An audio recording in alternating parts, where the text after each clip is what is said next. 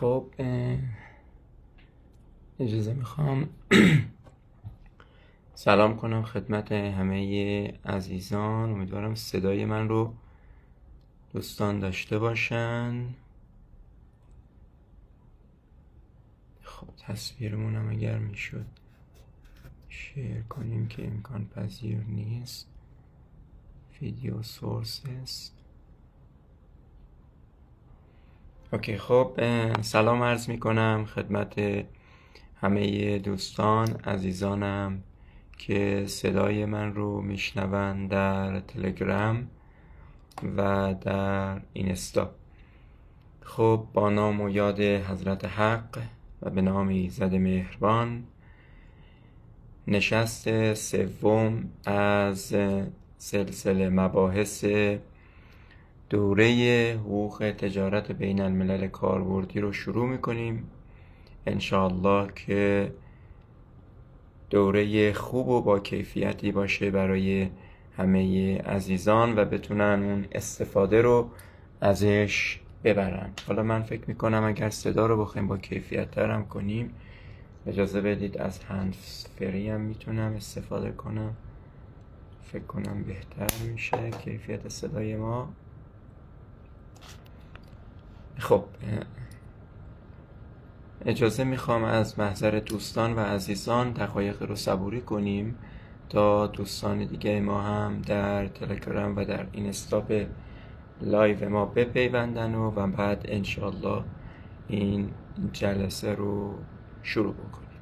اوکی، یک دقایقی را 1 دقیقه 2 دقیقه صبوری میکنیم تا دوستان تشریف بیارن. خب به رسم جلسات قبلمون یک هم مروری داشته باشیم نسبت به مباحثی که قبلا گفته شد و هم یک بیت از حضرت حافظ بخونیم که مزین کنیم این نشست و لایومون رو به کلامی از حضرت حافظ که من اینجا یادداشت کردم. بذارید برای شما بخونمش که شاید همتون هم شنفته باشید یا شنیده باشید. یک قصه بیش نیست غم عشق وین عجب، که از هر زبان که می شنوم نامکرر است. یک قصه بیش نیست غم عشق وین عجب، که از هر زبان که می شنوم نامکرر است. خب ما خیلی ممنونم از عزیزان و دوستانی که سلام میکنن و محبت دارن. من یک خلاصه‌ای بگم از مباحثی که در نشست اول و دوممون گفته شد. ما در این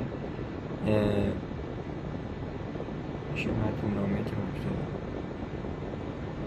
بعضی از دوستان همه الان سوالشون رو پرسیدن، اجازه بدید نکاتی میگن. یه جمع‌بندی، یک خلاصه ای از مباحث قبلی. ما در جلسات قبل، یعنی 2 جلسه قبل که قرار هست یک انشاءالله سلسله مباحثی در رابطه با حقوق تجارت بین الملل کاربردی رو ببریم جلو، در رابطه با چی صحبت کردیم؟ این که ما باید ذهنیتمون چه به عنوان لویر و چه به عنوان مدیر یا به عنوان تاجر برای یک بیزنس بین المللی تغییر. اون بحث تغییر ذهنیت رو مطرح کردیم و لوازم و ریکوایرمنت های اون رو هم گفتیم. رسیدیم به وکیلی که باید و یک واژه‌ای رو برای دوستان تبیین کرده تحت عنوان وکیلی که معمار هست و مهندس هست.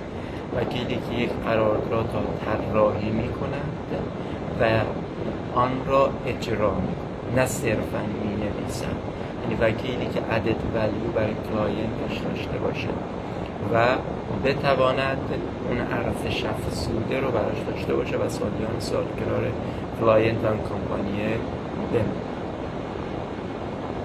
استاد صدای باد میاد و صدای شما واضح نیست. شاید مال هنسفری هست. میخوای کلا هنسفری رو بذاریم کنار ببینیم اگر بهتر شده من بگید لطفا.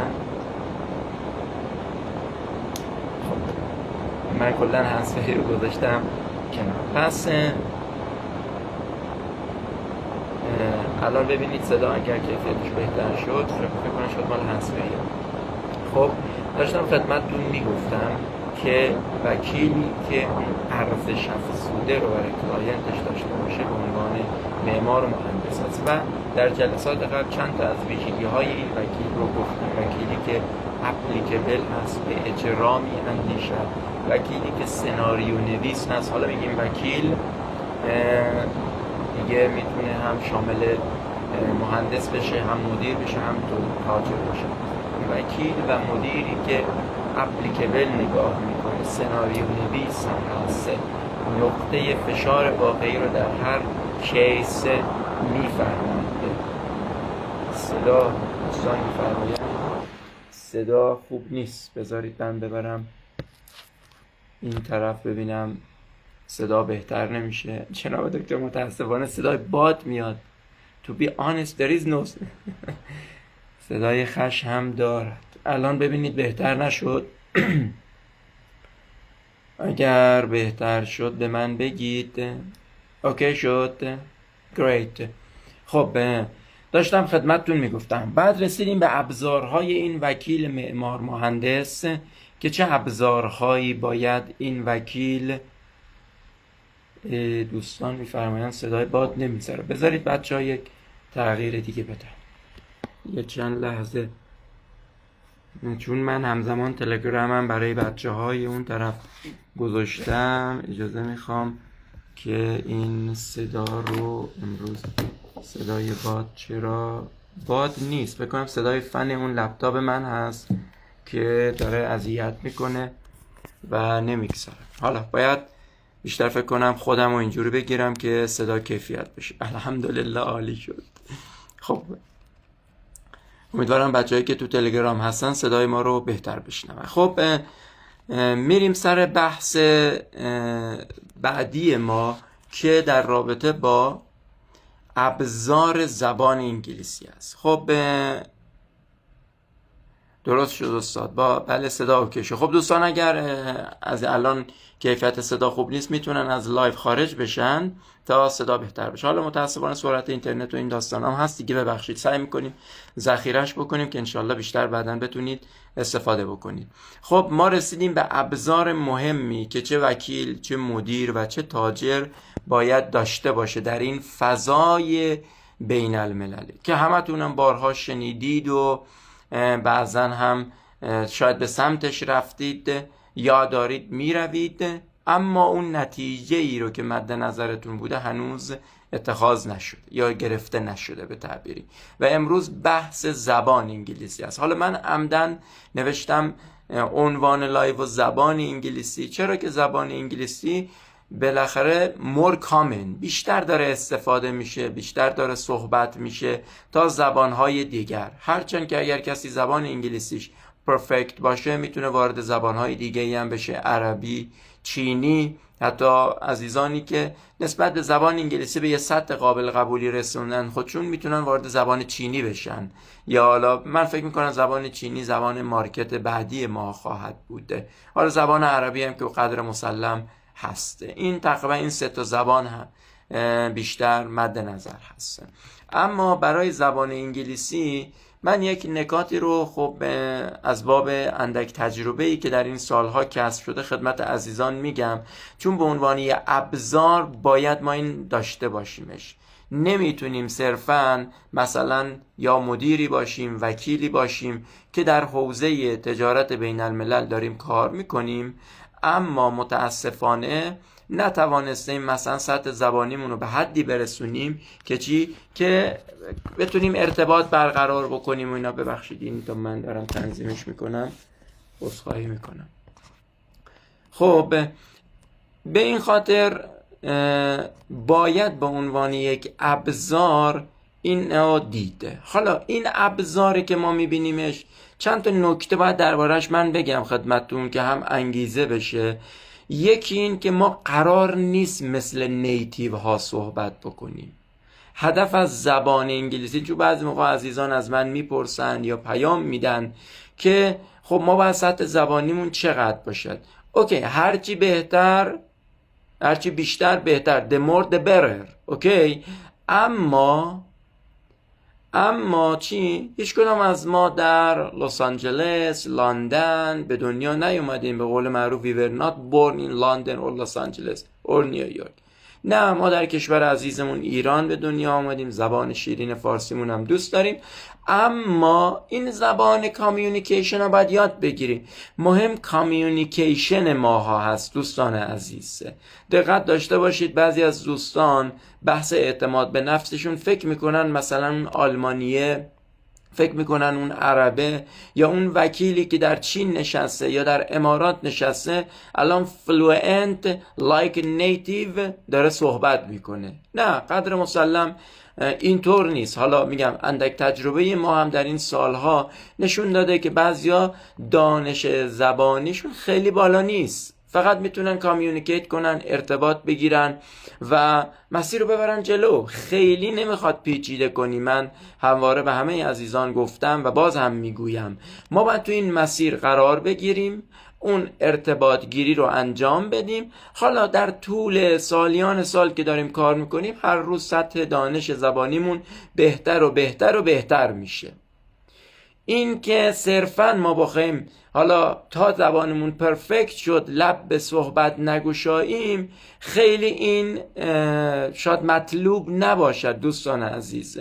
به خاطر اینکه بالاخره تا آدم بخواد واژه ها، تا بخواد اون زبان رو ابعادش، زوایاش، فلوئنسیشو کامل دریابد زمان میبرد. به این خاطر نکته نخست رو خواستم خدمت همه عزیزان بگم، خیلی رو این موضوع کانسر نداشته باشید که چی؟ که حتما باید زبان ما فلان باشه. نه، اگر بریم تو جلسه مایه شیممون میشه، مایه شرمندگی میشه. نه، اینطور نیست. و من به شما با ضرس قاطع میگم، یعنی حداقل دیدم که آلمانیا میان، اروپایی‌ها میان، چینی‌ها میان، خیلی فکر نکنی سطح زبانشون از من و شما بالاتر هست. نه، حالا بعضی هم هستن خب خوب صحبت میکنن، بالاخره میگم the more the better، هرچی بیشتر بهتر. پس این نکته اول هست که شما باید مد نظرتون باشه.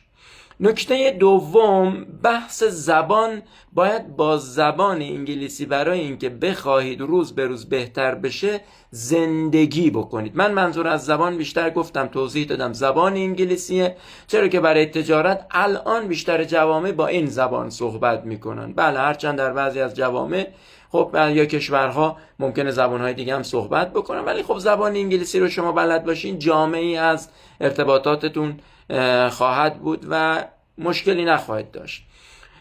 زبان انگلیسی رو باید زندگی بکنید. یعنی منظور از زندگی حالا توضیح خواهم داد. حالا اساتید زبان که از بنده تجربهشون و تخصصشون بیشتره میگن تفکر به انگلیسی هست، یعنی به انگلیسی فکر بکنید که حالا اون در دراز مدت محقق میشه که شما نیاز نداره وقتی میخواین سویچ بکنید به زبان انگلیسی ده نیاز نیست ذهنتون ترجمه کنه، سویچ میکنه. حالا هرچی زودتر بتونید تفکرتون رو انگلیسی بکنید، انگلیسی رو زندگی بکنید بهتره. ببینید آموزشگاه‌های زبان خب خیلی عزیزان سالیان سال میرن اما اون تفکر انگلیسی اتفاق نمیفته. مثلا شما میخواید یه جلسه یه صحبتی بکنید، سعی کنید رو ترجمه نکنید، سعی کنید رو زندگیش کنید. مثلا I am gonna go to the meeting، دارم میرم یه جلسه، دارم میرم یه میتینگی دارم میرم. اینو سعی کنید با خودتون مثلا تصورش کنید تا ترجمهش بکنید. دوستان عزیز، اونجاست که فی‌البداهه زبانتون قفلش باز میشه. حالا اونایی هم که زبانشون خوب هست خب یقینا هر روز میگم بهتر و بهتر، لهجهشون بهتر میشه، فلوئنت تر میشن. اما من بیشتر برای عزیزانی دارم الان صحبت میکنم که سطح زبانیشون یا ابتدای کار هستن یا وسطای کار هستن، خیلی کانسرنی روی موضوع میگم نداره. پس زبان رو باید زندگی بکنیم. زندگی کردن زبان، مثلا شما فکر کنید میخواید دارین رانندگی میکنید، همین تو ذهن خودتون I'm driving، من دارم رانندگی میکنم، یا من دارم گوش میدم، من دارم کتاب میخونم. وقتی شما این گونه تصور میکنید زبان رو، نیازم نیست خیلی سختش کنید. روزی 5 جمله، روزی 10 دقیقه تفکر انگلیسی و زندگی کردن با زبان، بعد از یه مدت شما قشنگ میافتید رو غلطکش به تعبیری. یعنی اصلا کانسرن اینو نداشته باشید و خیلی هم نیاز نیست به خودتون فشار بیارید. مؤسسات و کلاس‌های زبان حالا شاید در انتهای لایو هم بگم خوبن، شرط لازم هستن ولی شرط کافیه نیستن، چون شما اونا همه اینا قراره به شما زندگی کردن به صورت انگلیسی و تفکر انگلیسی رو بدن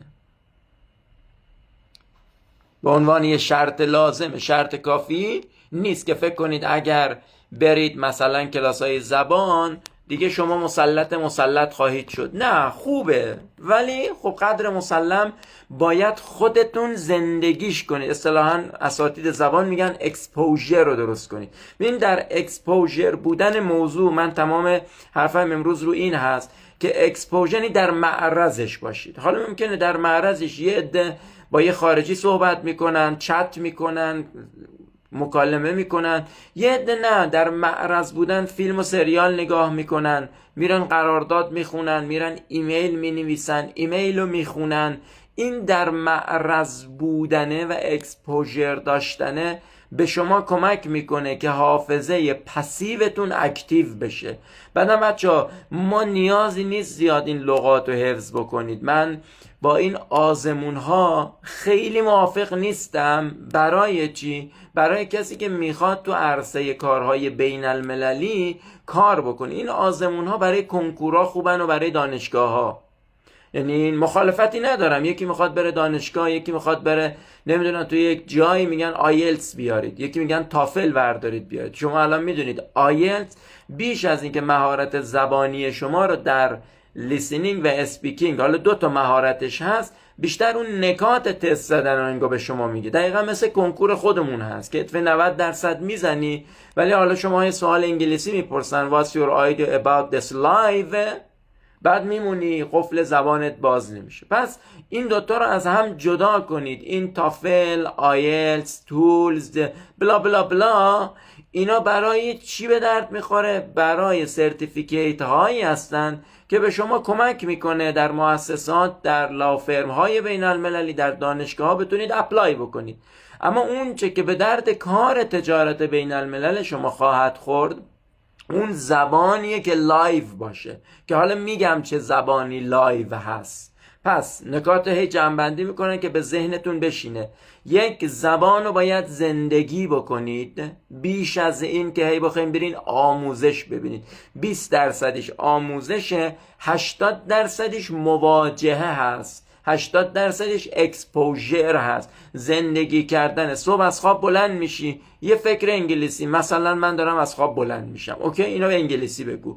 نمیدونم نهارت آماده هست، میخوای یه سوالی بپرسی نهار آماده هست یا نهار باید چی بخورم، سعی کن به انگلیسی تصورش بکنی. حالا نمیدونی برو فعلا دیکشنری لغاتشو پیدا بکن. خب این زندگی کردن با زبان هست که شما رو روی مذاکرات و بحث‌های بین المللی میتونه کمک کنه. خب پس زندگی کنید. 2 نیازی به نیتیو شدن نیست. علتش گفتم که ما قرار فقط کامیونیکیت بکنیم، ارتباط گیری کنیم و هر روز بهتر و بهتر بریم جلو.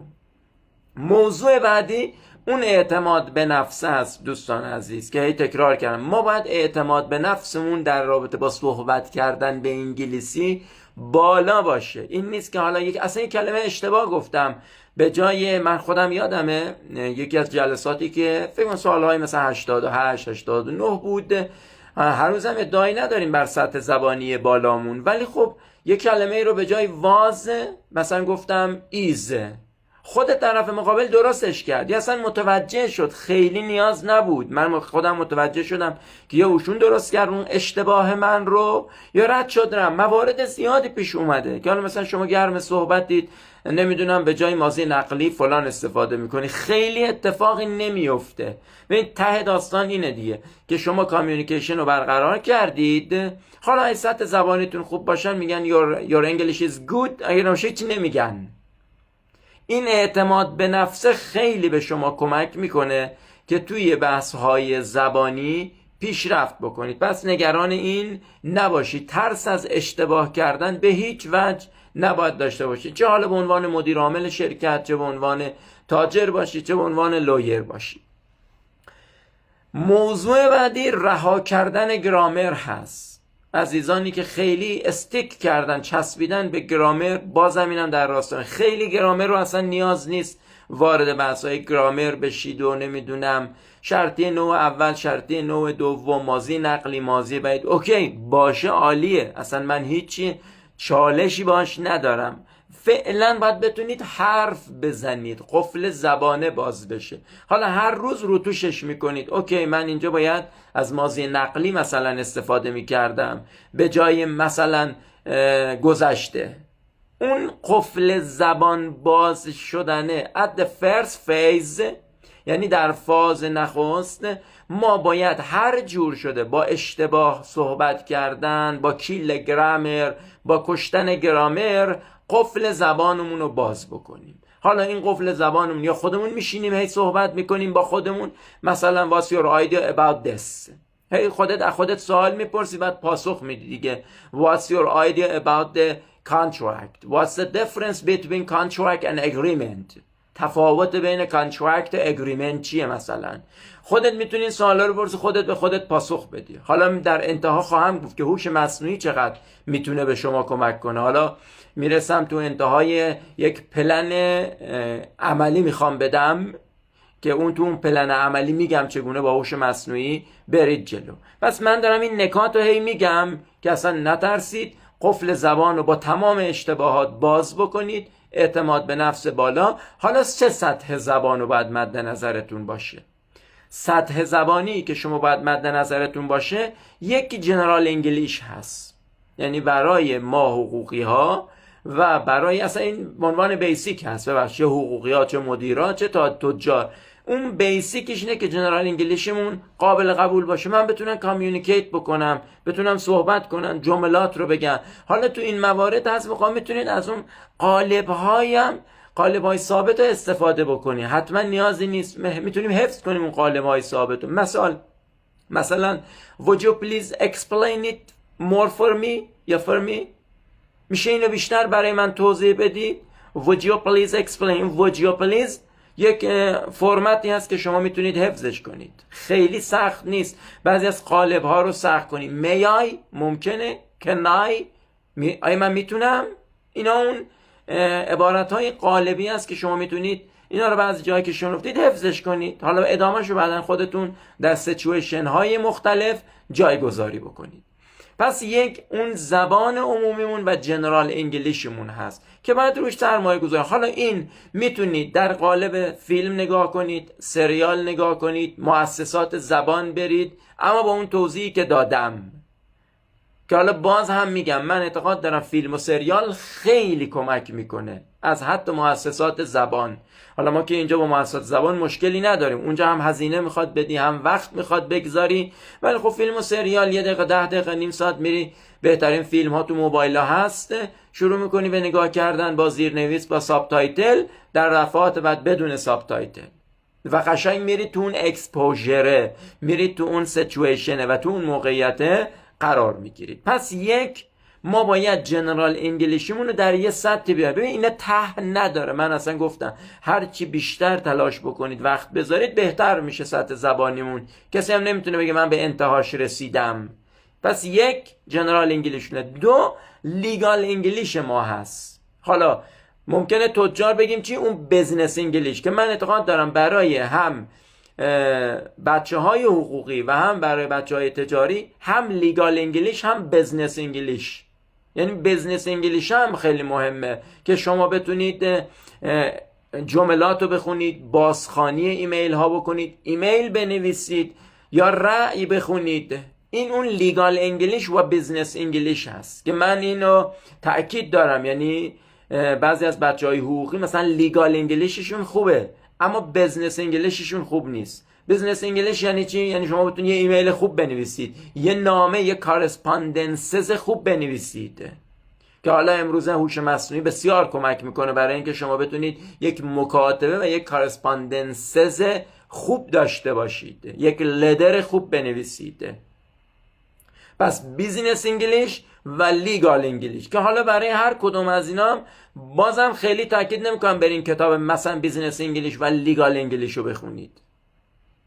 باید بزنس انگلیش و لیگال انگلیش دوباره از توی کار پیدا کرد. مثال لیگال انگلیش برو رأی رو بخون، لیگال انگلیش برو یه رأی رو بخون، مثلا رأی دیوان داوری سوئیس مثال میزنم، رأی دیوان داوری ایران ICC خودمون، اونو برد و بخون ببین چه کلماتی استفاده میشه، مفاد رأی چیه، اصلا دفندن و پلانتیف چی هن. بعضی موقع میری این کتابا رو میشینی میخونی، کتابای خشک و بیروحی هست، بعضیش اصلا استفاده نمیشه، ولی تو رأی تو داری با یک زبان واقعی انگلیسی مواجه هستی. برو رأی بخون، برو کانترکتی رو بردار، برو یه سیلز آف اگریمنتی، یه پرچس اوردری رو بردار بشین بخون. مثلا یه پرچس اوردر از اون بالا بردار بیا، حالا با اتچمنت هایی که داره، سلر کیه، بایر کیه، کامیدتی کیه، ترم آف پیمنت چیه، ترم آف دلیوری چیه. یعنی اون چه که یاد میگیری از زبان انگلیسی اون دقیقاً زبان واقعیه، لایو، زبان لایویه که دارن تجار کار میکنن. حالا خودت دوست داشتی میتونی مثلا اینا راه عمیق‌ترش نکنی، ولی بیست یه زبان واقعیه، یه پرچس اوردره، یه سیلز اگریمنته، یه ایجنسی کانترکت، یه جوینت ونچر هست. اینا به شما کمک میکنه که با زبان تخصصی واقعی مواجه بشی. یا در رابطه با بیزینس انگلیش برو یه ایمیل رو بخون، برو نامه‌نگاری ها رو بشین بخون، برو مثلا تو میتینگی که داری میری متنای میتینگ ها رو بشین بخون، این متن میتینگی رو پیدا بکن، مثلا تو این میتینگ ها چه کلماتی استفاده شده. I preferred، من ترجیح میدم. I propose، این کلمات داره استفاده میشه. I propose، I prefer، من پیشنهاد میدم، من ترجیح میدم. یعنی شما با کلماتی که در عمل استفاده میشه، بعضی از این کلماتی که تو این کتابا نوشته شده خیلی استفاده نمیشه بچه ها، به تعبیری مثل کلیله و دمنه خودمون هست بعضیاش. حالا بخوام خیلی قلوف بکنم تو این موضوع، وقتی شما صحبت کنید طرف مقابل میگه would you please repeat again، او چی گفتی؟ چون کلمه نمیدون، نشنیده. حالا شما مثلا رفتید از یک کتاب خوندید، اون کتاب خیلی مثلا اسپوکن نبوده، مثلا شما لانگمن رو نگاه کنید، اون کلماتی رو که اسپوکن باشه در گفتار باشه بغلش نوشته اسپوکنه، بعضیش ریتنه. مثلا ما کلماتی که در ریتن باشه نمیان تو اسپوکنمون به کار ببریم. من می نویسم من از شما متنفر هستم مثلا، حالا همینم بیام اسپوکن کنم، حالا ممکنه بشه، ولی ما باید کلماتی که در زبان تخصصی استفاده میشه و صحبت میشه رو از تو دیالوگ های واقعی اینا پیدا بکنیم. که منم خدمتتون گفتم تو زبان عمومی فیلم و سریال و اینهاست، وقت داشتی برو مؤسسه، نداشتی خیلی مهم نی. تو مؤسسه هم که میری باید ذهنتو درگیر کنی، نه فقط هی تمرین بنویسی. تو زبان تخصصی یک بزنس انگلیشه، یک لیگال انگلیش هست. بزنس انگلیش رو از تو دل کامیونیکیشن های بیزنسی در بیار. هستن کتابایی، مثلا یک کتابی داره آقای اشلی، Commercial Correspondences، کتاب خوبی هست، هرچند یه جایی مثلا اینم خیلی کتابی کرده، ولی خب Commercial Correspondences، من این کتاب رو چندین ترم به دانشجویان دانشگاه کشور برای مدیریت ها معرفی کردم و خروجی های خوبی گرفتم، بچه ها بردن جلو استفاده کردن. Commercial Correspondences اشلی، که حالا امروز دوش مصنوعی هم هست، ولی خب شما بازم باید استراکچر یک correspondences، یک مکاتبه رو یاد بگیرید. و زبان حقوقی هم برو رأی بخون، برو قرارداد بخون و چنین آرایی که وجود داره. این هم دو زبان. پس یه زبان جنرال انگلیش، یه زبان اسپشیال انگلیش، یه زبانم که این تجربه خودم هست، زبان مذاکره هست، یعنی زبان انگلیسی مذاکره. که زبان انگلیسی مذاکره کلماتی که بتونید استفاده بکنید هست. مثلا وقتی میخواید درخواستی رو رد بکنید، اوکی، شما میتونید بگید I disagree with you، no، من باهات مخالفم، یا نه. ولی وقتی مؤدبانه بتونی این میشه زبان مذاکره. زبان مذاکره زبانی که مثلا شما میتونید مؤدبانه درخواستی رو رد کنید. فور اگزامپل، مثلا تصور کنید شما به من یه پروپوزالی میدید، من میگم یک نو، هر سه تا هم مقصود رو میرسن. 2 I disagree with you، یعنی strongly دارم عمیقا باهات مخالفت میکنم. حالا مورد سوم وقتی زبان مذاکره باشه I can't agree with you completely، نمیتونم کاملا باهات موافقت کنم. درست شد؟ پس اولی میگی no بدون هیچ توضیح، دومی داری strongly خیلی با تأکید مخالفت میکنی I strongly disagree with you. حالا strongly نه I disagree with you، کاملا باهات مخالفم. یه موقع میگی I can't agree with you completely، من نمیتونم کاملا باهات موافق باشم، مثلا in this regard، در این زمینه.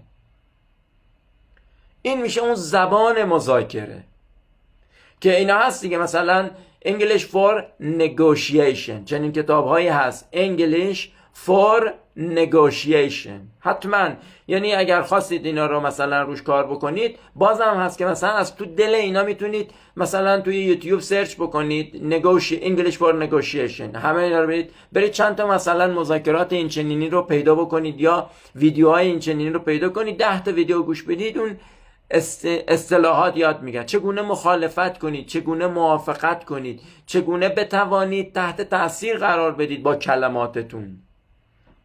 اون دیگه میشه بار عاطفی هر کلمه.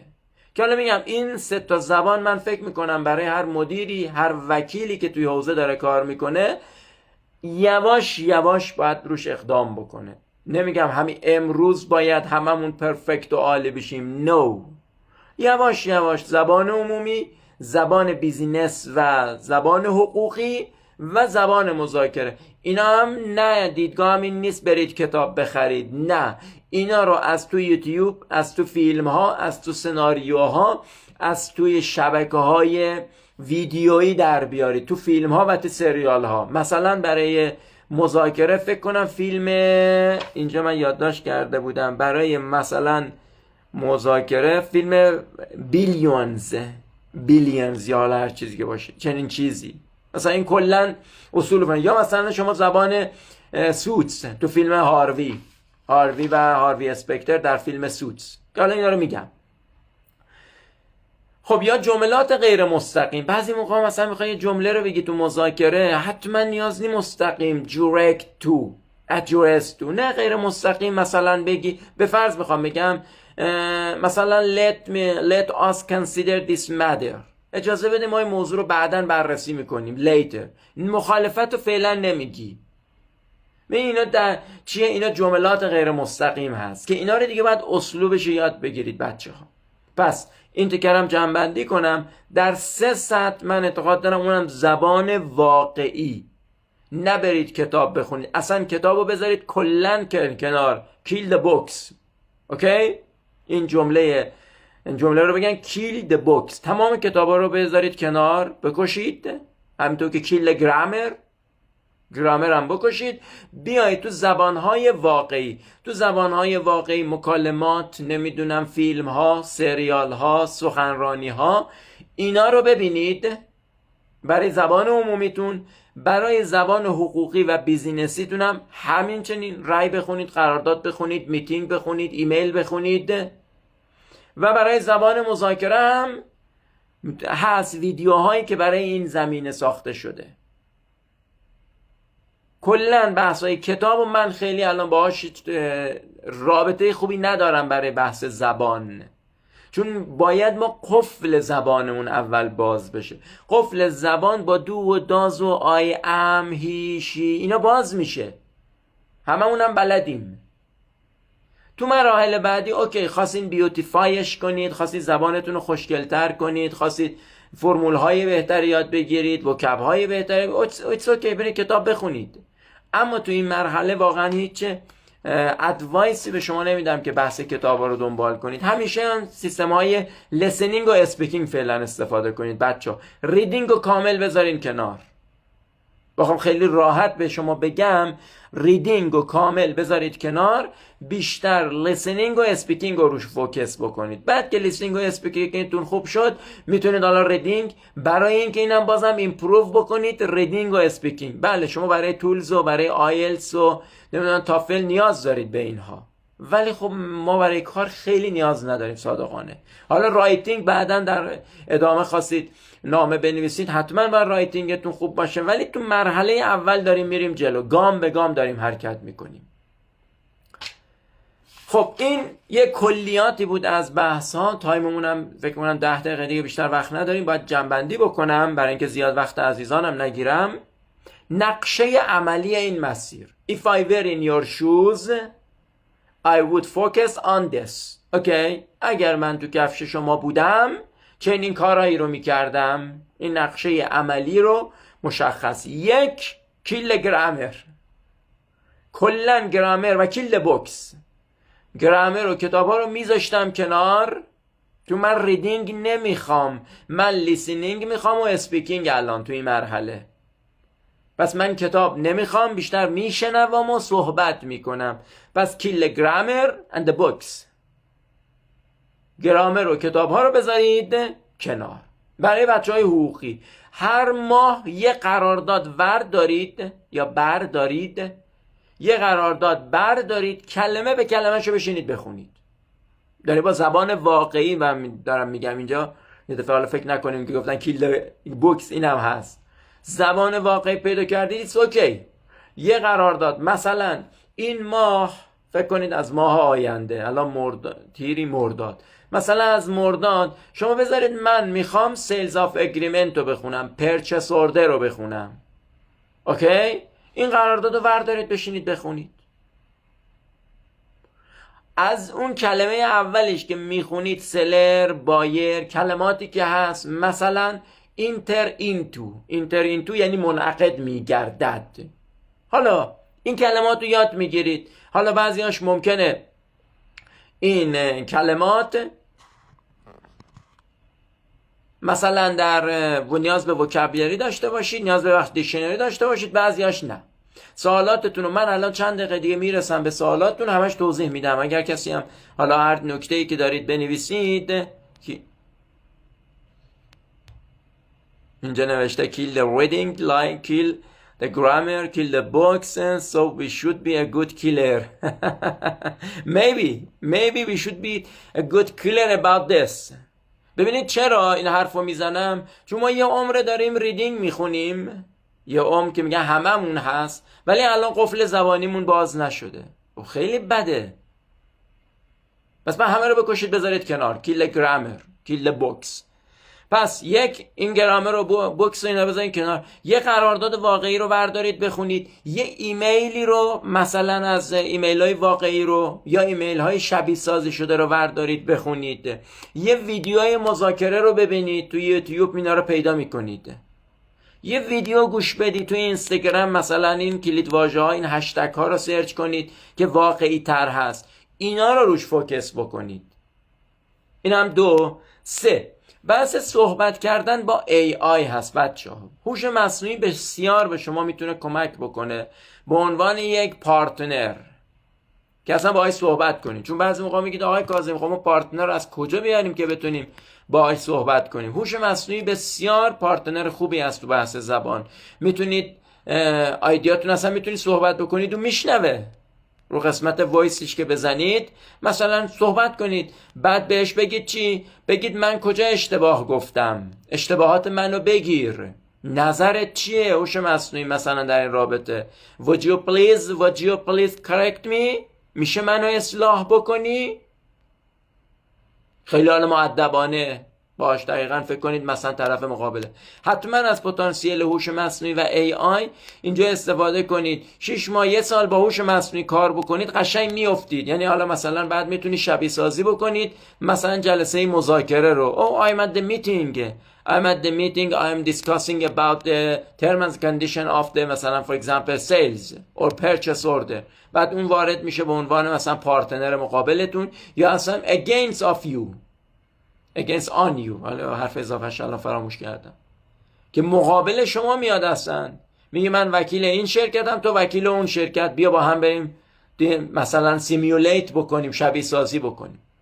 پس حتما برای اسپیک کردن و لیسنینگش هم هست، اون پایین بزنید لیسنینگش بشنوید حرفایی که داره میزنه. و این به شما کمک میکنه روزی نیم ساعت، 10 دقیقه، 1 ساعت، اصلا نیاز همه جا هم در دسترس هست و این خیلی به شما کمک میکنه. دوستان عزیز، هوش مصنوعی و AI به شما کمک میکنه که یک پارتنر خوبی برای زبان انگلیسی داشته باشید. حالا اون دیگه هر وقت هم تو که باهاش صحبت کردید برید جلو، میبینید چقدر پتانسیلاش بهتر هست که خود هی پیشنهاد بهت میده. مثلا کلمه رو گفتی، میشه به من پیشنهاد کلمات بهترم بدی؟ میشه کلمات زیباترم بگی؟ مثلا شل بگم، شود بگم، هفتو بگم، ماس بگم، گادا بگم، کدامشو بگم اینجا؟ پس این مدام باهاش باشید، مدام با هوش مصنوعی صحبت کنید، مدام ازش نظر بخواید، مدام انگلیسی فکر کنید، مدام انگلیسی زندگی بکنید. من بارهای تو صحبت‌ها و سخنرانی‌ها گفتم یه پوست پفکی، یه پوست کیکی این برای خیابون میبینید، مثال میزنم، یا اصلا بیکار شدید یه جایی، قوطی کبریت این طرف، قوطی کبریت این طرفش، اون طرفش انگلیسیه، اون کلمه انگلیسیشو حفظ بکنید. نمیدونم شیشه آب معدنی هست، این آب معدنی به انگلیسی چه میشه؟ من اگر رفتم توی یه لوکیشنی قرار گرفتم که خواستم بگم would you please bring me آب معدنی، چی بگم؟ قالب رو یاد گرفتم would you please bring me، حالا آب معدنی چی بگم؟ خب اینا رو یاد میگیرید، باید فکر کنید، باید باهاش باشید و وقتی بعد از یه مدتی با هوش مصنوعی و با زبان باشید دیگه میشینه تو استراکچرتون، دیگه خیلی نیاز نیست ترجمه کنید، فعل سویچ میکنید. خب بعد دیگه در رابطه با یادگیری بعد دیگه اون تو مراحل پیشرفته هست بچه ها. هرچی اومدین جلوتر دیگه خودتون میفهمید، قفل زبانتون که باز شد، حالا میتونین رو زیباتر صحبت کردن، رو اکسنتتون که اونجا ته نداره بچه ها، یعنی هیچ کدوم از اینا ته نداره که شما بخواید بگید. مثلا دوستانم می نویسن مرسی که میگن استفاده کنید از سورس، من sourcecontract.com استفاده کنید. دوستانی که حالا هر که از نکته میبینه اینجا بنویسه، دوستان استفاده بکنن. خب پس اون دیگه ته نداره، شما هر روز زبانتون بهتر میشه، از اصطلاحات قشنگ از پراورب ها. من یک حالا یک شوخی هم بکنیم اینجا، خیلی جالب بود، فکر میکنم 2-3 هفته پیش بود که در یک جلسه بودیم با یک شرکت چینی. بعد اونجا من دیدم این شرکت چینی یک، فکر کنم به مثالشو در لایو ها گفتم، یه سخنرانی اخیرم جایی بودم، اونجا گفتم چی؟ گفت یعنی تو ذهنم اومد که این شرکت چینی هم خر میخواد، هم خرما میخواد، یا هم خدا میخواد هم خرما، یه چنین میگن، هم خدا میخوای هم خرما. خب بعد خب من اینو نمیدونستم واقعا چی بهش بگم، یعنی فقط اصطلاحات فارسیش تو ذهنم بود. you're gonna wanna مثلا دیتن دانکی اور نمیدونم گاد. اوکی، خب این اصطلاح فقط از زبان فارسی من داره ترجمه میشه به اونجا، که بعد حالا مثلا خودم اومدم مراجعه کردم، یه عزیزی گفت که مثلا یه اصطلاحی تو انگلیسی هست که چی، شما نمیتونی هم کیک رو بخوای هم بخوری، یه چنین اصطلاحی بود که پراوربی بود. خب این یواش‌های زبان شما رو، دانش زبان و تجربه شما رو قشنگ میکنه. پراورب، ضرب المثل استفاده میکنه. اینا تو مراحل ادوانس موضوع است و خیلی عجله نکنید. فعلا قفل زبانه باید باز بشه. قفل زبانتون که باز شد میتونید از این قالب ها، این پراورب ها، این اکسپرشن ها استفاده بکنید. خب فیلم، در رابطه با فیلم که گفتم فیلم رو حتما باید نگاه کنید، چون ما نیاز داریم لیسنینگمون قوی بشه. سخنرانی هایی رو که به انگلیسی هست، مثلا مربوط به کار خودمون هست، مربوط به رشته خودمون هست، اونا رو میتونید نگاه کنید. فیلم، خب ما حقوقی ها فیلمی که همواره من توصیه میکنم، من فکر کنم خودم 4-5 بار این کل این سریال رو دیدم، فیلم سوتس هست که حالا معروف است به کت و شلواری ها، که هولوش 200-300 قسمت هست. فیلم سوتس که میگن ترجمه شده به فارسی کت و شلواری ها، یک لافرم حقوقی در آمریکا هست که یک لویری هست به نام هاروی اسپکتر و یک کارآموزی هم هست که اونجا. بعد خب شما روش های مذاکره رو از هاروی یاد میگیرید. هاروی بسیار، هر جلسه هم یک در رابطه با یک قسمتی هست، فکر کنم 240 قسمت این هست، یعنی 10 تا سیزن هست. به همه عزیزان توصیه میکنم، یعنی strongly advice میدم که یه چی نوشت حواسم پرت شد که این 240 قسمت رو شما نگاه بکنید، یعنی حتما بهتون این گارانتی رو میدم که بعد از این 240 قسمت شما به راحتی میتونید خیلی از دیالوگ های مذاکرات رو بفهمید، حتی بعضی از روش های هاروی رو قشنگ میاد تو کرکترتون میشینه. حتما فیلم سوتس رو، سوتس SUITS معروفه به کت و شلواری ها، ببینید و دقیقه اول ممکنه با ساب تایتل ببینید، بعداً بدون ساب تایتل. خب خیلی انگلیسیش تند هست، حتما حالا فکر نکنه اگر نفهمیدید این زبان، نه خب بالاخره داره نیتیو صحبت میکنه، برای مردم آمریکا این فیلم ساخته شده بوده، برای من فارسی زبان ساخته نشده. ولی به شما حالا حتی حوصلتون نکشید میتونید یه بار به فارسی ببینید، یه بار با ساب تایتل انگلیسی ببینید، یه بارم با خود انگلیسی. پس سریال حتما ببینید. یه سریال دیگه هم هست فاوندر، برای مذاکره کردن هست، The Founder و سوتس. این دوتا فیلم و سریال و اینا رو بهتون ادوایس میدم، حتما ببینید که سطح زبانیتون رو بیاره بالا. با واقعیت هم کاملا فیلم منطبق هستون در یک زندگی روزمره یک آمریکایی، در قراردادها، در دادگاه، داره قشنگ میبره موضوع رو جلو. پس جنبندی بکنیم بچه‌ها، دیگه تایممون داره میگذره و میخوام پاسخ سوالا بدم. نقشه عملی زبان انگلیسیمون، چه در مرحله الیمنتری ابتدای کار هستیم، چه در مرحله متوسط کار هستیم، یک، گرامر خوندن و کتاب خوندن و کلن فعلا بذارید کنار، فعلا نیازی نیست، برای اینکه اون قفله باید باز بشه، برای اینکه با اون فلوئنسی اتفاق بیفته، اون روانی اتفاق بیفته. نیاز به گرامر و نیاز به کتاب نیست، بیشتر فوکس کنید روی شنیدن و روی حرف زدنتون. دو، هر ماه، هر هفته یه قرارداد، یه رأی، یه ایمیل ورد و بخون، کتاب نخون. اوکی؟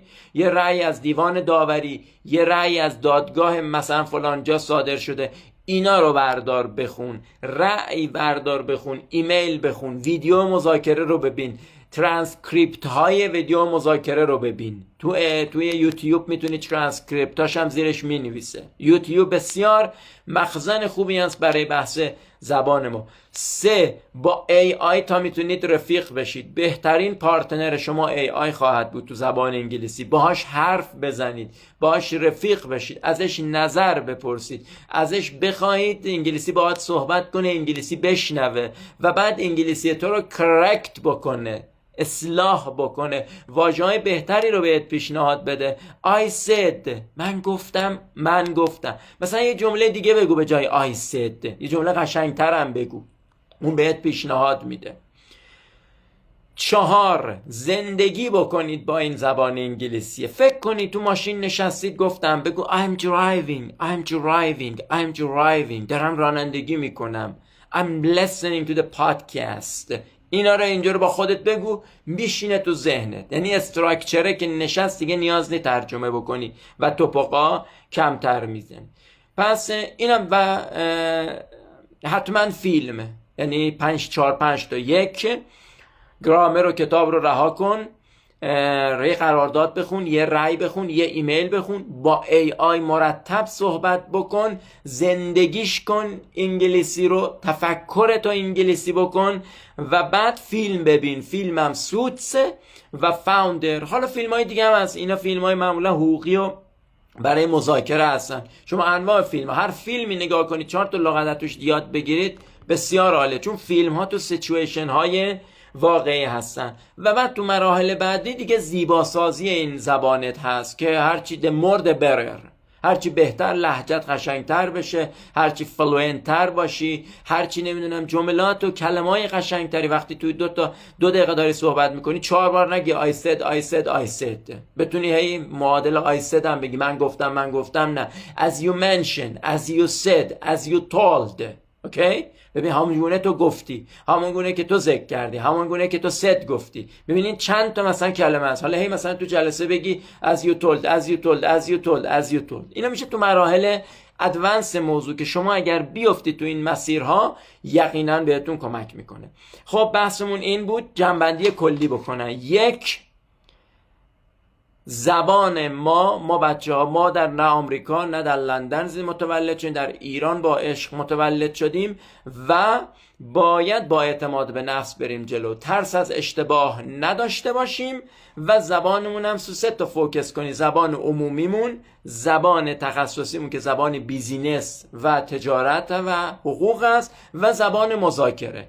روی این سه تا که حالا من تو کتابم هم 2 صفحه در رابطه با این موضوع توضیح دادم، نمیدونم صفحات 30-40 به بعد کتاب در رابطه با همین چگونه بحث زبان انگلیسی رو، نه به این تفصیلی که امشب گفتن خدمتون، ولی توضیحاتی دادم اونه که دوستان که کتابو خرید کردن. و اعتماد به نفس داشته باشیم، رها بکنیم گرامر رو، هر روز یه رأی و یه قرارداد بخونیم، صحبت بکنیم با AI، فیلم و سریال ببینیم. مؤسسات زبانم نیاز نیست وقت و پول خودتون رو خیلی تلف مؤسسات زبان و حتی آزمون‌های حقوقی نکنید بچه‌ها. تافل، آیلتس و تولز و اینا خوبه برای کسی که میخواد بره کجا، میخواد بره دانشگاه، میخواد لافه. اما برای من و شما این که میخوایم تو پشت میز مذاکره بکنیم، اینا خیلی به درد نمیخوره. I have a TOEFL from the blah blah. I have a نمیدونم tools. Okay, what you have؟ چی داری؟ What is your mind؟ ذهنت چیه؟ خیلی حالا من مدرک دارم مثل این که بنده PhD دانشگاه تهران داشته باشم، بعد هنوز بلد نباشم 4 تا کلمه برم دادگاه مثلا صحبت بکنم.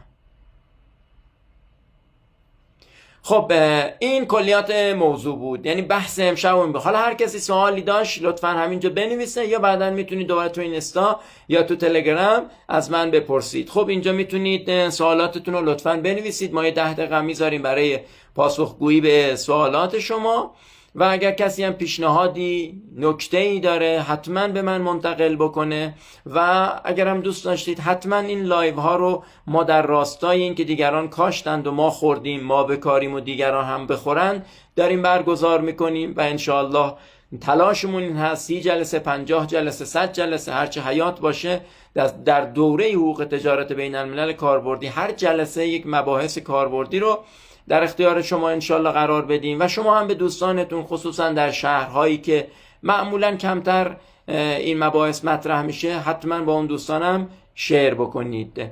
خب با اجازه از استاد دوستان سعی کنید ابتدا فیلم بالا ببین. no difference صادقانه. حالا آقا سجاد خیلی تفاوتی نداره، حالا یکی با لهجه اروپایی بیشتر حال میکنه ولی فرقی نداره. استاد من چطور میتونم باهاتون ارتباط بگیرم؟ روی اینستا و تلگرام. من روی اینستا و تلگرام خدمت شما عزیزان و دوستان حتما پاسخ میدم. پیشنهاد شما برای زبان نه من حسین آقا خیلی تأکیدی بر زبان دوم و سوم ندارم مگر که زبان اولت فلوئنت باشه، یعنی انگلیسی رو خیلی قشنگتر صحبت کنی، وقت بگذاری بهتر صحبت کنی، بهتره که انگلیسی متوسط باشه. مثلا عربی هم داری کار میکنی، چینی هم داری کار میکنی، نه یه زبان ولی خیلی خوب و قشنگ، یعنی هرچی بهتر the more the better. این جمله the more the better، هرچی بهتر بیشتر. من دیر رسیدم. آیا لایف سیو میشد؟ بله تمام تلاشمون رو خواهیم کرد و مثل 2 لایو قبلی که در هم تلگرام بچه‌ها هست هم در اینستای خودم میتونید حتما باز هم مجددا استفاده بکنید. سلام استاد، خسته نباشید. مرسی. رأی قرارداد ایمیل تجاری از کجا بیاریم استاد؟ ببینید قراردادها خود در گوگل هست. شما مثلا این قرارداد بزن من کانترکت آف سیلز، من پرچیس اوردر میخوام، اوکی. رأی هم هست، مثلا رأی دیوان داوری، اصلا برو تو دیوان داوری آرایشو میاد مرتب. اما من انشاءالله حالا تو جلسات فکر کنم 3م 4م 5م الان که 3می شاید 7م و 8م وارد قراردادها میشیم بچه‌ها. من تو حوزه قراردادها ببخشید که وقت خواهیم گذاشت سعی میکنم در چنل تلگرام یه قراردادی که بچه‌ها برن وقت بگذارن روشم آپلود بکنن. اما شما میتونید بازم توی گوگل سرچ بکنید قرارداد مثلا سیلز، قرارداد نمایندگی براتون میاد. من هم انشالله در چند جلسه آینده وارد بحث زیبا و شیرین قراردادها میشیم و فکر میکنن در 20 قرارداد رو قراره مرتب صحبت کنید. شاید مثلا برای بی یه دفعه 3 جلسه داریم صحبت میکنیم، خودش بکنم 20 جلسه وارد بحث‌های قراردادی خواهیم شد که انشالله به شرط حیات حتما همه این قراردادها رو اونایی که بیشتر داره کاربرد داره تو جامعه امروز رو با شما صحبت خواهم کرد. استاد وکیل و مشاور تجارت حتما باید تهران اقامت داشته باشه. از شهر دیگه نه، ببین در تهران فرصت کاری بیشتره، اما در بعضی از شهرها مثلا مثل شهرهای جنوبی، شهرهای مرزی، کارهای بین المللی هم هست. حالا لزوما اینطور نیست که فقط صرفا تهران باشه. تهران به خاطر جمعیتش بالاخره کارش هم بیشتره. سپاس از نکات، مرسی از شما استاد. میشه لایو بعدی راجع به قراردادها و چارچوب؟ ببین ما داریم بر مبنای کتاب حرکت میکنیم، یعنی رودمپ من اون کتاب حقوق تجارت بین الملل در عملی است که خودم نوشتم. حالا به اون محدود نمیشم، ولی من فکر کنم 3 4 5 جلسه آینده ما انشاءالله وارد قراردادها میشیم. یعنی میخوام فکر کنم 3 4 جلسه در تو با مذاکره صحبت بکنیم، بعد وارد قراردادها میشیم، تک تک انشالله صحبت میکنیم. استاد منابع مرجع در حوزه تجارت بین الملل رو لطفاً معرفی فرمایید. به این منابع مرجع، این کتاب هایی که تو این زمینه هست، من کتاب هایی که کاربردی تر هست کتاب های آقای دکتر شیروی هست، عبدالحسین شیروی، و کتاب آقای پاکدامن، اونا رو حتما بشینید بخونید، اینا کاربردی تر هست. ممنون میشم سیو بشه حتما خانم کیمیا. استاد عزیز واقعا متشکرم از برنامه، مطالب بسیار مفیدم، مرسی، ان شاءالله که عمری طولانی، مرسی، ممنون که وقت گذاشتی. خب بازم سوالاتتون رو بپرسید، من حالا برمیگردم عقب، فکر کنم چند تا سوالم از قبل موند، اونا رو هم توضیح بدم. اگر سوال دیگه هم دارید بگید بچه‌ها. اینجا چی نوشتن؟ استاد منابع اینا رو که گفتم نیومد دیگه، سوالات نمیاد. حالا اگر هر کسی سوالی داره نسبت به این بحث زبان انگلیسی، استاد کتاب‌های تجارت بین المللی در زبان انگلیسی هم داریم. ببین کتاب‌های آقای اشمیتوف هست، ولی این کتاب‌های آقای اشمیتوف خیلی نمیتونید، اصلا من توصیه نمی‌کنم بعضی از کتاب‌هایی که واقعا همه جا دارن معرفی میکنن. شما باید زبان و تجارت بین المللی رو تو دل کار یاد بگیرید. من سعی میکنم اینا رو حتما توی چنل تلگرامم کتاب هایی که به درد بخورتر هست و برسیم بهش معرفی میکنم به شما. یکی هم نوشته کتاب رو بکشی، دقیقاً کیل بوکس. الان وقت بوکس نیست، نه که نه مخالفت بکنن، نه، چون ما هر چی میکشیم از اینه که این علممون رو از حافظه پسیومون اکتیو نکردیم. به این خاطر فعلا فوکستون باشه رو آنچه که در واقعیت داره اتفاق میفته. من گفتم یکی از ویژگی های وکیل معمار مهندس اینه که being applicable، کاملا اپلیکبله. و بچه ها بدونید don't have enough time. ما خیلی وقت کافی هم نداریم که بخوایم هر کتابی رو بشینیم بخونیم یا هر مطلبی رو بخونیم. به این خاطر باید مطالب مختصرتر و کاربردی‌تر بخونیم. استاد در خصوص تابعیت دیجیتال و اقامت شرکت‌های چند میلیون افزون چه منابعی رو معرفی میکنید؟ حالا این خیلی مربوط به اینجا، این بحثمون نیست حقیقت امرش، بعداً توی خاص من بپرسید بهتون جواب میدم. بهترین منابع آرای داوری مثل اکسید است. بله، مثلا آرای داوری اکسید، اینا به شما خیلی کمک میکنه که اصلا بدونید مثلا نوشته یه رأی صادر شده، خب میدونید کیس واقعی اون رأیه، تا حالا بخوایم برید 4 تا چیزای غیر واقعی بخونید. استاد در مورد جذب پرونده در این حوزه و راهکار، اینم چرا بچه‌ها در رابطه با این موضوع هم فکر کنم 2-3 جلسه آینده بعد از مذاکره و مهارتایی که یک لویر نیاز داشته باشه، چون ما در جلسه بعد بعضی از مهارت‌های دیگر رو میگیم، مثل مذاکره کردن، مثل قدرت اقناع کردن، قدرت اقناع داشتن، مثل قدرت تأثیرگذاری. اینا رو تو جلسه بعد به عنوان ابزارهای وکیل دارم خواهم گفت. بعد از اینکه ما ابزارهای وکیل رو تموم بکنیم، یعنی اون چیزایی که باید دم دستمون باشه بلدش باشیم، به عنوان یک لویر، به عنوان یک مدیر یا به عنوان یک تاجر، این ابزارهایی که باید دم دستمون باشه بلدش باشیم و تموم بکنیم، ما وارد بحث‌های قراردادی میشیم و مذاکرات و اینها. اوکی؟ پس جمع‌بندی جلسمون این هست که ما الان داریم ابزارهای یک وکیل معمار مهندس میگیم که امشب یکی از مهمترینش گفتیم در رابطه با بحث مهارت زبان انگلیسی. استاد چطوری خودمون رو تو این حوزه مطرح کنیم، برای جلسه خواهم گذاشت. اجازه بفرمایید که یک برسیم، داریم به ترتیب حرکت میکنیم بر مبنای گفتم کتابی که خودم نوشتم، داریم بر اون مبنا حرکت میکنیم. حتما در این رابطه هم جلسه خواهیم گذاشت. سوالاتتون در رابطه با موضوع اون جلسه لطفاً باشه، ولی میرسیم انشاءالله حتما در رابطه با این بحثا صحبت میکنیم. به شرط حیات تمام تلاشمون خواهیم کرد.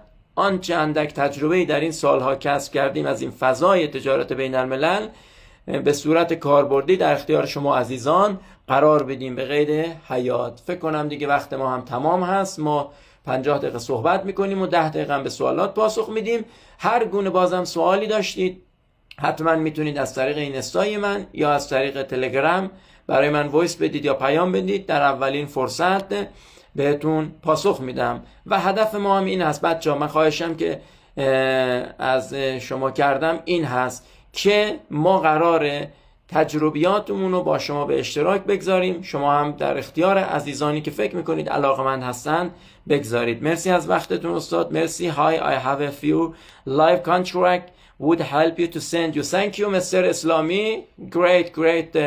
آقای اسلامی از دوستان ما هستن. مرسی که خب لایو کانترکت هاشو میتونه در اختیار ما بگذاره و ما انشالله از این لایو کانترکت ها استفاده میکنیم در زمان خودش که ایشون برای من ارسال میکنن. مرسی. Thank you. Appreciate you indeed Mr. اسلامی. خدا حافظ دنیا. ممنون. خسته نباشید. مرسی بچه ها. دم شما هم گرم. امیدوارم که استفاده کرده باشید و عدد ولیو از این جلسه براتون حاصل شده باشه و به عنوان یه ابزار بهش نگاه کنید. The more the better. هرچه بهتر بیشتر. یعنی خیلی و اعتماد به نفستون رو داشته باشید. هیچ کس بدون اشتباه زبانش پرفکت نشده و حتی اگر اشتباه کنید هیچ اتفاقی نمیفته. خب همتون رو به خدای بزرگ و مهربون می سپارم. امیدوارم که ایام به کامتون باشه. علیرغم همه دیفیکالتی ها don't forget، فراموش نکنید there is the light at the end of tunnel. حتما ته تونل روشنی هست و ما با یه نگاه پازیتیویستی باید حرکت بکنیم و اون اسکیل ها و مهارت ها رو بتونیم کسب کنیم. مرسی بچه ها. امیدوارم که بهترین ها براتون مقدر باشه. wish you all the best till next week.